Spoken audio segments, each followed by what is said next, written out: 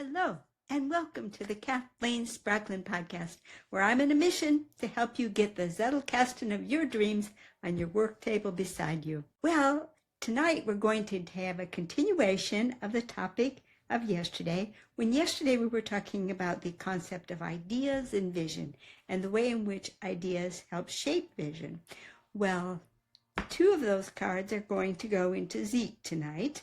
And they're two opposite spectrums, but very interesting and very closely, I think, related ideas. One is the super prosaic notion of vision as being, our eyeballs look out into the real world and see what's actually there. And then kind of its ephemeral twin, where the eyes of imagination look inward and invent a vision.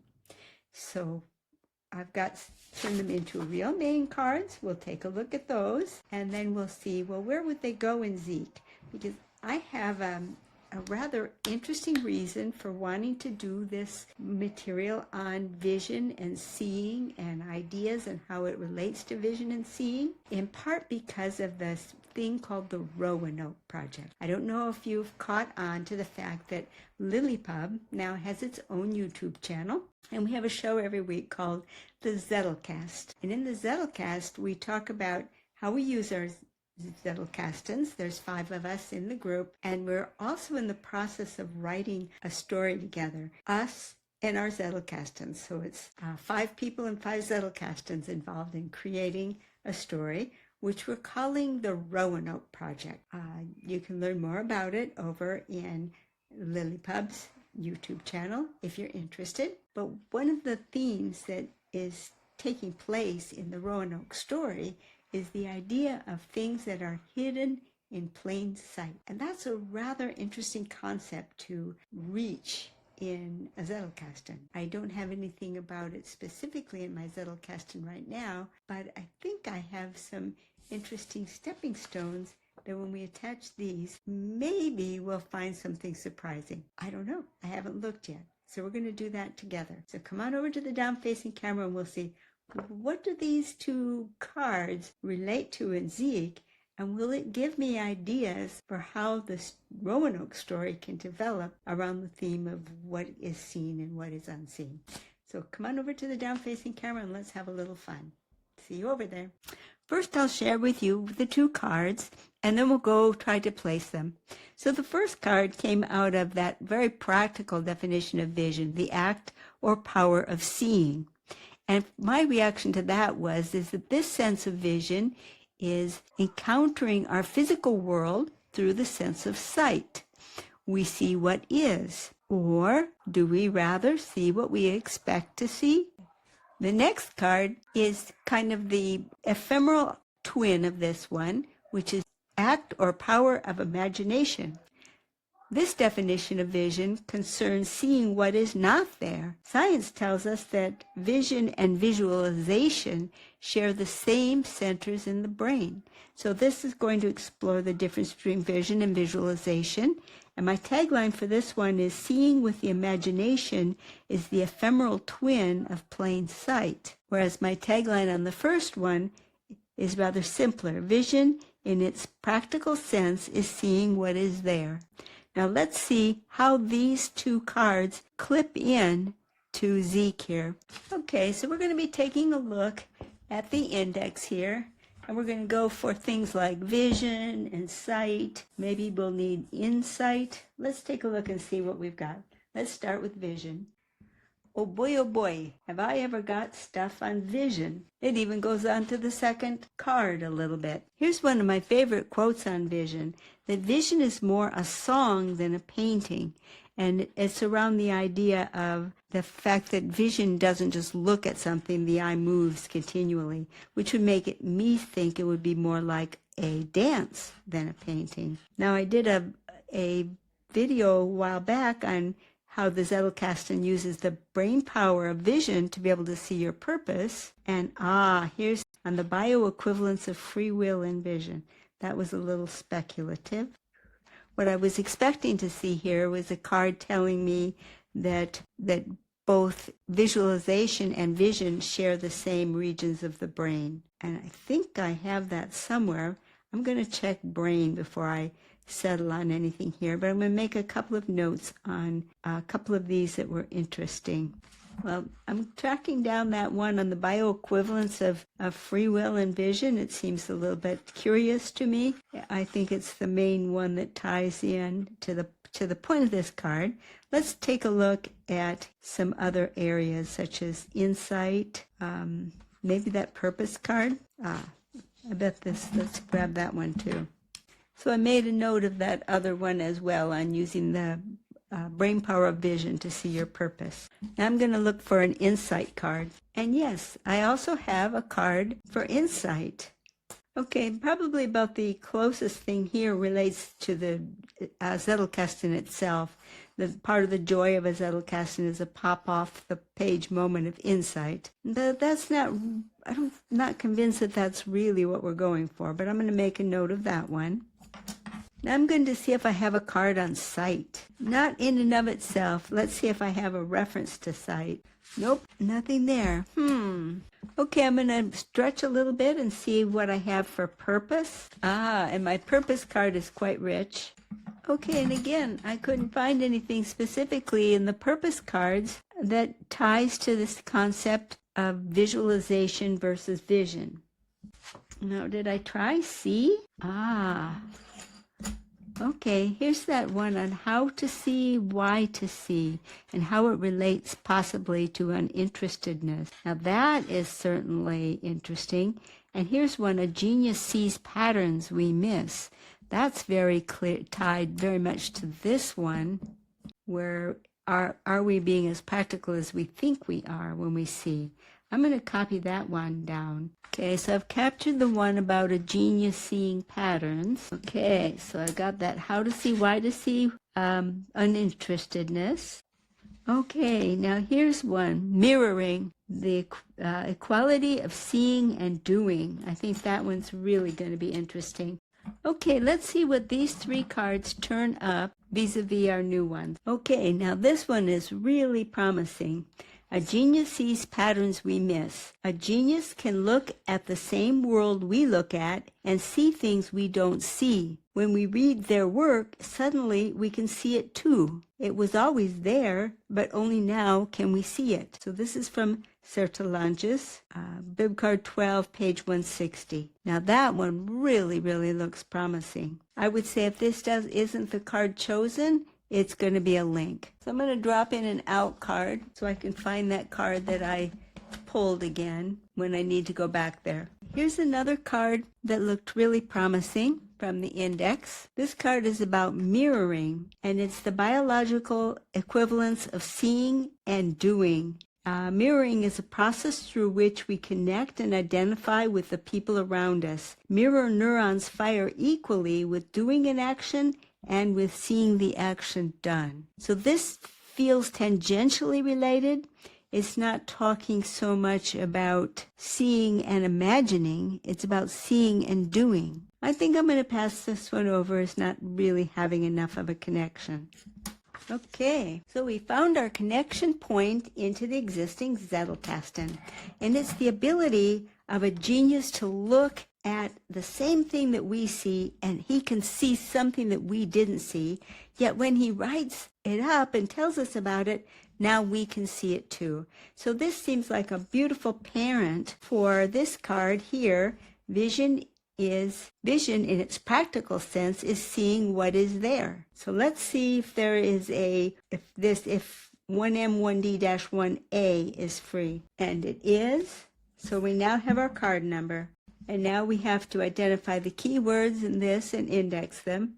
And we'll go ahead and leave our little out card that we placed because it will tell us where a new card goes once we finish indexing it. I think I'm going to go to vision, seeing, and maybe pick up the word practical. So I'll pick up vision, practical, and seeing as my keywords. Now what about this card? Seeing with the imagination is the ephemeral twin of plain sight. Well, clearly these two cards could go together, and this card could just as easily choose the same card for its parent, which would make these cards sister cards, and we would need a directory card. But we have a few other keywords to work with here, so let's not be too hasty. Okay, and I chose seeing, imagination, ephemeral, and twin as my keywords. So I want to especially take a look at imagination before I settle for sure on this card as the parent. Well, in looking for imagination, I found image, and I have this interesting one link here. Fiction is feeding images to the brain. And to me, this is a really key card. I'm glad I stumbled upon it because the whole Roanoke project is about fiction, and this one really feels related. So I'm going to make a note of that card. And there's no separate card for imagination, so I'm going to look it up in my general eyes. And I've got a lot of eye cards. Here's another serendipitous one that just is begging to be included on the list. And the key words that are getting to me are overbearing intellect. Woo! I'm going to copy that one down.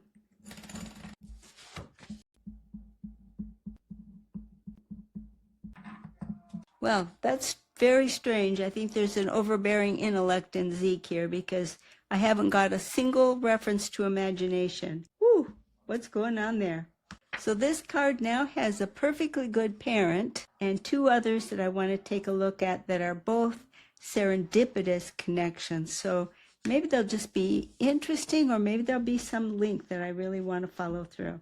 Okay, now this one is a clear connection with the Roanoke project. Fiction feeding images to the mind. Good fiction provides images that we can work with in our minds. So that is definitely a card that is going to, at a minimum, link with this one. And this card already has a directory card because it links to another interesting card, the moment of delight, the relatedness of architecture to fiction, and that feels fairly recent and probably directly related to the Roanoke project. So now there's only one more that I want to take a look at before making my final choice, and that's the one on the overbearing intellect. That's very speculative, but I wonder what that is.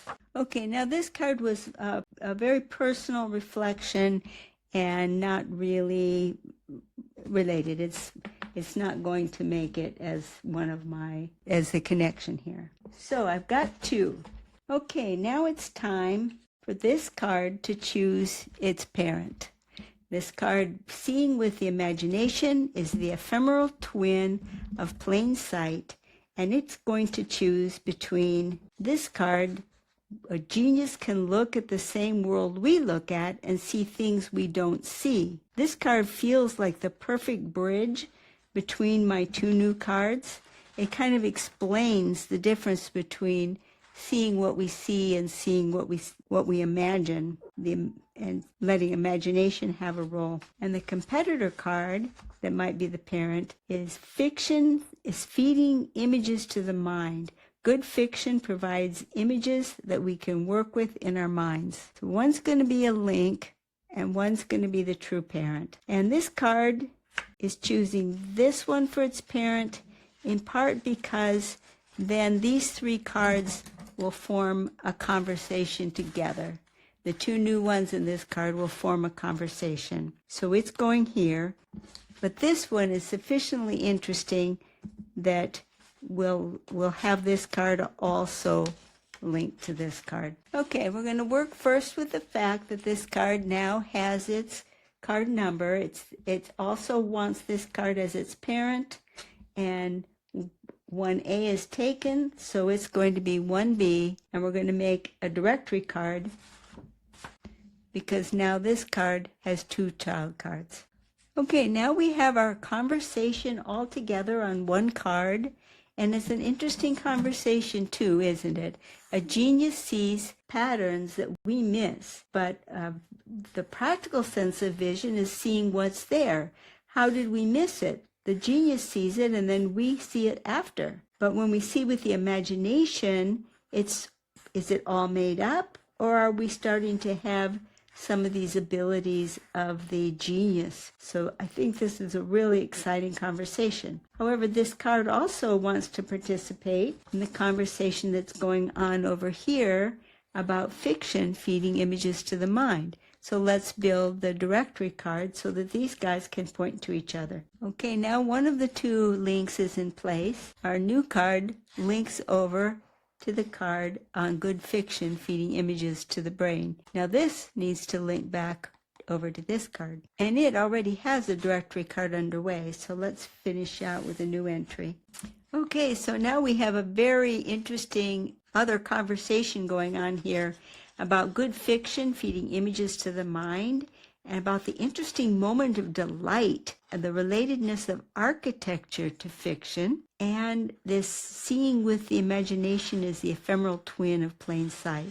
So this is all about how things are going with fiction, whereas this conversation over here has more to do with what we might miss, what might actually be there but we miss that a genius can see. So they're very tied. Because of the linking cards, these two conversations are actually going to be in touch with one another. Okay, so now all that's left to finish filing these two cards is to do the indexing, which sometimes in itself, it also gives you some new insights, and in any case, it helps to really imprint the cards in memory and in the brain, because I'm really beginning to feel that there's something burgling just under the surface that is going to feed information to what we're trying to do with Roanoke, which is establish a kind of a communication game where